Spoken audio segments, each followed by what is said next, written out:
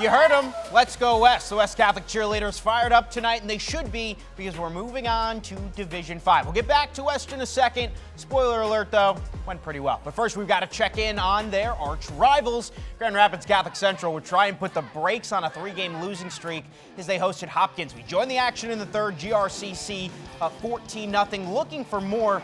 Braden Smeagol, the diving interception, that would give the Vikings some life. But a few plays later, they're going to give it right back. It's the quarterback, Christian Smeagol. He has trouble with the snap ball on the ground. Cougars would recover, and Catholic Central would cash in the early Christmas gift. 5-yard quarterback keeper by the freshman, Odin Spencer. Cougars extend to a 3-touchdown lead. They were running away with this bad boy, but Hopkins trying to get back in it, but Smeagol's left-handed toss here would only find Joe Meyer's arms, and he is the cast and all.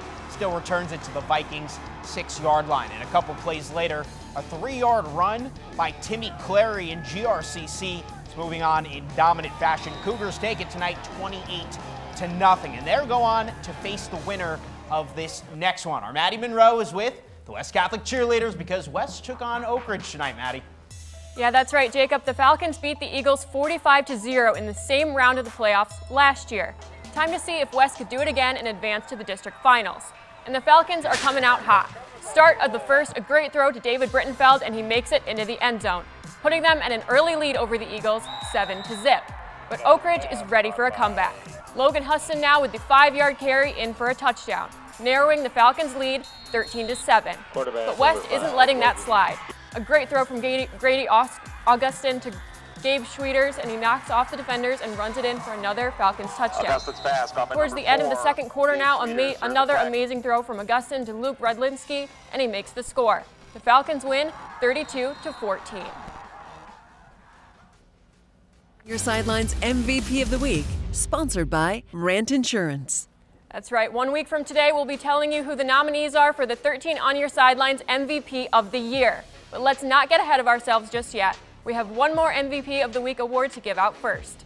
The nominees this week include Portland running back Nolan Zivotowski. Last week, he had 144 running yards and 4 touchdowns as the Red Raiders thumped Whitehall. Next up, we have Holland quarterback Amari Powell. He had 95 passing yards and 3 passing touchdowns as the Dutch beat Godwin Heights. He also ran 100 yards on that night. And finally, we have Belding running back Cody Manley. He had 142 yards and 2 touchdowns for the Black Knights as they shut out Hopkins and secured their 4th straight OK Silver championship.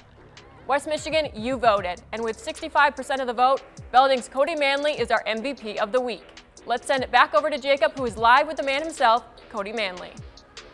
All right, Maddie, thanks. 65% of the vote. Man, oh man, did he deserve it. Cody Manley, what a week you and the team had last week. But first, introduce, who did you bring with us tonight?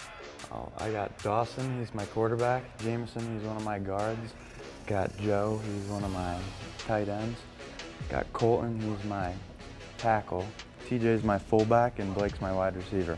All right, guys, I ask everybody this. Is Cody that good, or is it just you guys doing all the work and he just runs through the holes you guys make? He's that good. He's so good. All right, the quarterback's saying he's that good. Cody, heck of a week you had last week. Just tell us about it. What went into it? How did you feel about your game last Friday night? Well, we knew Hopkins was going to be a pretty good program, and we practiced pretty hard to make sure that we take out the win. When you have a game like that, when you get home at night, when it all winds down, do you take a moment and you're like, man, a couple touchdowns, over 100 rushing yards, like I had a night? Well, yeah, I mean, all of us had a really good night. I mean, all backs, I'm pretty sure, had like pretty much 80 yards, and we had a couple passes, a couple good stops on defense, and that helped us out a lot. Yeah, you guys have been having a heck of a season. What's been the key for you guys so far? Not only yourself, but the team as a whole. Another conference championship you guys have just been running through your opponents left and right. Well, we try to make sure our practices are really obviously concentrated, and we have a really good coaching staff that tries to keep us all together, and yeah. And obviously you guys have your eyes set on a trip to Ford Field. You're going to take a couple more wins here, but what's it going to take for you guys to find yourself in a state championship here in a few weeks?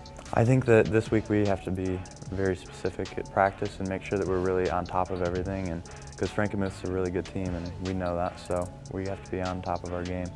All right, Cody Manley, your final MVP of the regular season, and spoiler alert there, tonight Belding faced Saginaw Swan Valley. Our next block is all about Division 4, spoiler alert, they did win. Still to come, Whitehall makes a trip to Forest Hills Eastern as the Vikings take on the Hawks, and Holland Christian collides with South Christian as the Maroons and Sailors square off to keep their seasons alive.